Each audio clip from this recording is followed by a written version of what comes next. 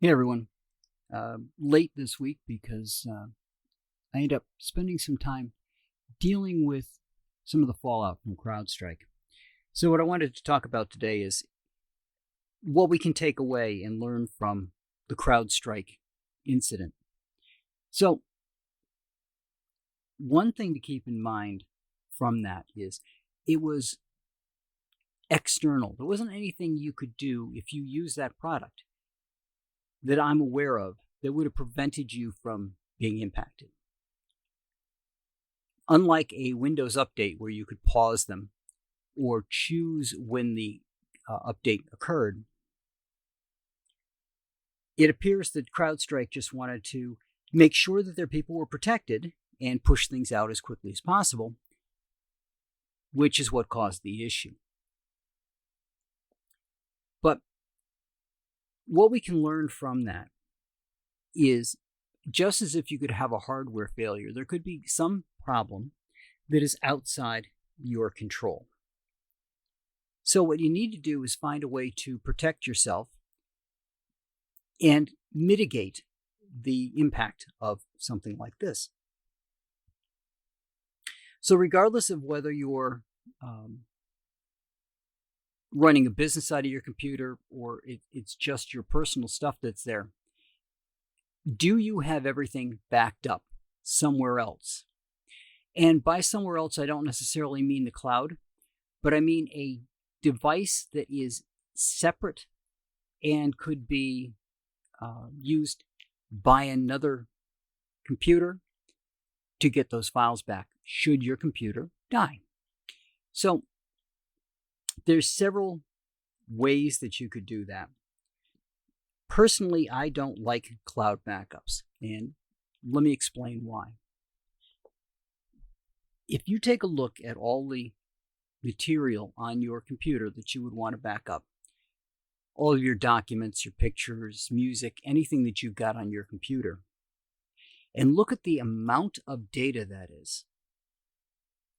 While you're backing things up to the cloud, all right, you might have had that initial bump of it just taking a while to back everything up. But now you're not noticing the fact that it takes that long because you're just making little changes here and there. It's a smaller amount of data going. But think of what that would have to be to get that data back. The bandwidth that you would require to fire up a new computer, connect it to that cloud provider, and pull all that stuff back down. I worked for a company years ago that had a wonderful backup process, this great, big, beefy pipe of bandwidth that went from the company to their off-site storage facility. Great. With a little itty-bitty pipe coming back.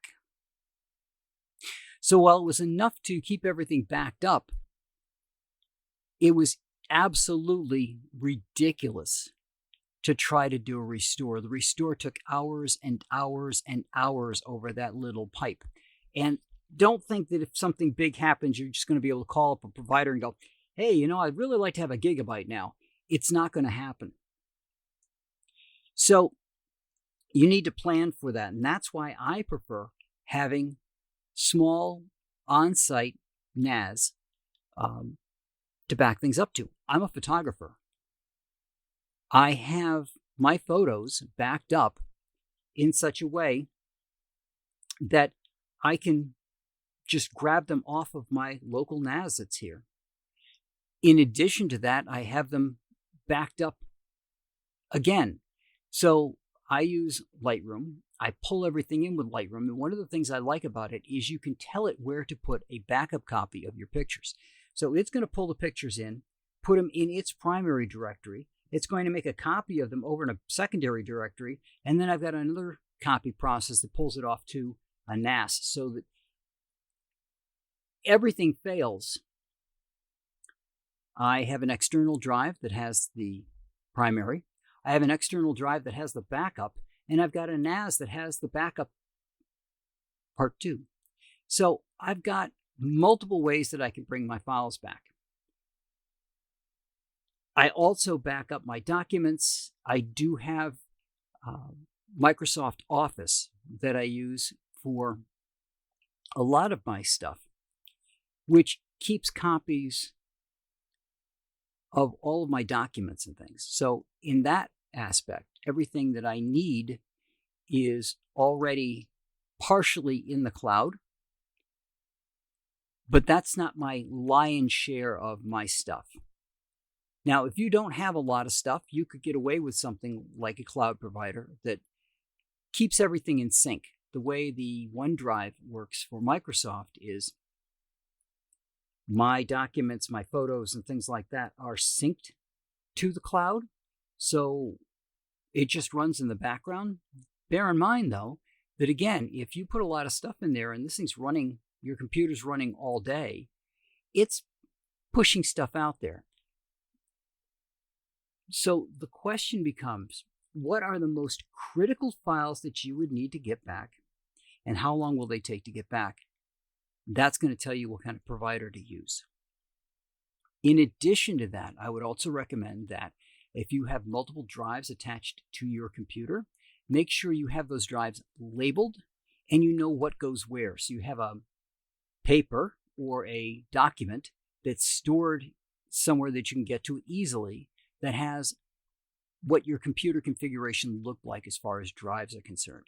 The reason I say that is if, say, my computer went offline, I can just go start up a new computer, hook my external drives up. But if I don't hook them up with the same letters, things like Lightroom and others where their catalogs have stored in there where they found their data before, I'm going to have to reattach all that stuff. But by having a document that keeps track of what drives were connected where and what letters they were used, I can figure out an easy way to bring everything back online. Beyond that, there's also the possibility that you got things that are more critical than others to bring back. Make sure you keep a list of that so that when it hits the fan, you can just go down that checklist. Okay, I need this document, this document, this document, I need this Excel document, I need this, so that you have a guide that you don't have to think about, that just says, this is what I need to get, and this is the way I need to get it. And then you can just plow through the data, grab what you need, and get it all put back on your system as quickly as possible. The other advantage of having a checklist like that is you can keep an eye on what the size of those files are as well. So that way you can get an idea for, I started out and cloud was going to be a good idea, but now I've gotten so big that cloud wouldn't be a good idea. I've got terabytes worth of data at this point of photographs. So trying to pull that back down, even though I have a 2 gig connection, not going to be pretty. So take a look also at what a cloud provider costs versus what it would cost you to have a local NAS. Now, bear in mind that just because you have a local network attack storage does not mean you're not going to have to upgrade that. And I don't mean giving it patches. I mean having a replacement unit a couple of years down the road because your drives are going to burn out, or the technology's gotten better on these and you just want to have a newer unit. You want to make sure you've got something that the drives could be swapped in and out easily, and you want to make sure that what you've got is going to hold up for years to come. But at the same time, you want to make sure that, it's got hard drives in there. Maybe I want to replace that in 2 years. So how can I replace the drives in 2 years without losing any data? Or do I just stand up another whole NAS unit in 2 years, copy everything over to the new one, swap out the drives in the other one, and maybe keep that around for another couple of years as a backup, just in case, or just have 2 units and you keep swapping back and forth between the two. Again, the NAS technology doesn't change that much as far as I'm aware. I've got a couple of old ones here that still work just fine. So it's more of a drive situation on those than anything else. But keep that in mind when you're going through and you're looking at what you need to keep and how you need to keep it to make sure that you're protected should something drastic happen, and that you know where your critical files are, what they are, and how long they're going to take to get back and get you back up and running, so that you're not down for days and days trying to get everything back and restored. So that's what I got for you this week. This is how I think we can deal with situations such as CrowdStrike. And I believe that the silver lining, if you will, in that storm that came from CrowdStrike is making sure that you know what you need and where it is and how to put it all back together again. And that's someplace you can get to it, that you don't have to rely on your computer or any other electronic device to find. But it allows you to just take a breath, go down your checklist, and just restore everything that you need. And that's what I got for you guys this week, and I will talk to you all next week.